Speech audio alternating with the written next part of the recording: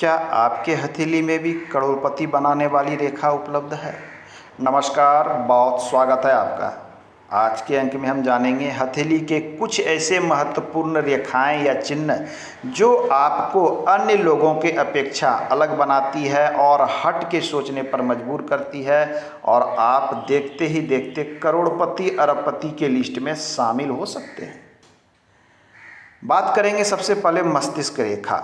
चूँकि जिस व्यक्ति की जैसी सोच वो व्यक्ति वैसा कार्य करता है और जीवन में उसी अनुपात में वो आगे बढ़ता है।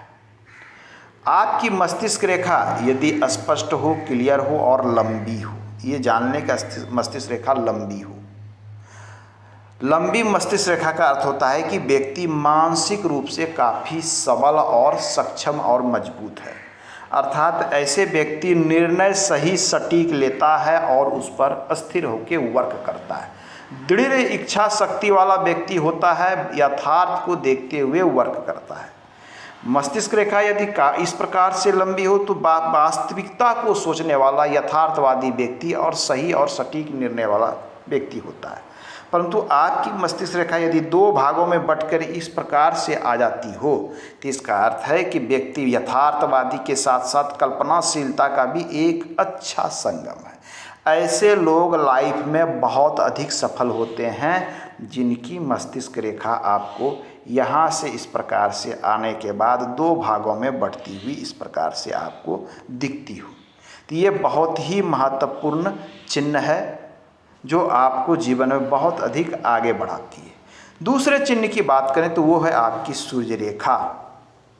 हजारों व्यक्ति की हथेली मैंने देखी है पिछले 20 वर्षों में, लेकिन लंबी सूर्य रेखा शायद ही किसी का देखा। सूर्य रेखा यदि आपकी लंबी है, स्ट्रॉन्ग है, मजबूत है, ये है आपकी अनामिका या रिंग फिंगर।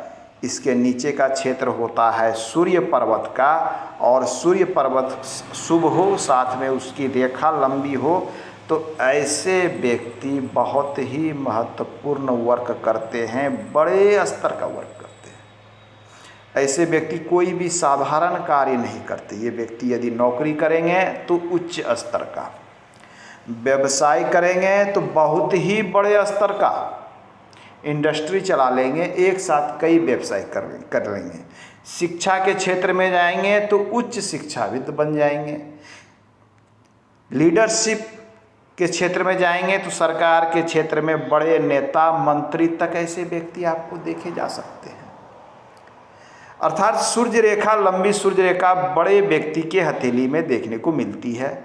आपके हथेली में यदि लंबी सूर्य रेखा है तो आप छोटा कार्य करने के लिए आपका जन्म नहीं हुआ है।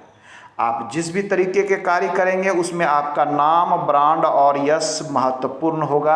अर्थात आपके नाम का सिक्का चलेगा, चाहे वो व्यवसाय का क्षेत्र हो या फिर राजनीति का या फिर गवर्नमेंट सेक्टर का क्षेत्र हो। तो सूर्य रेखा अति महत्वपूर्ण है। बात करें हम तीसरा महत्वपूर्ण चिन्ह, हमारी कनिष्ठिका।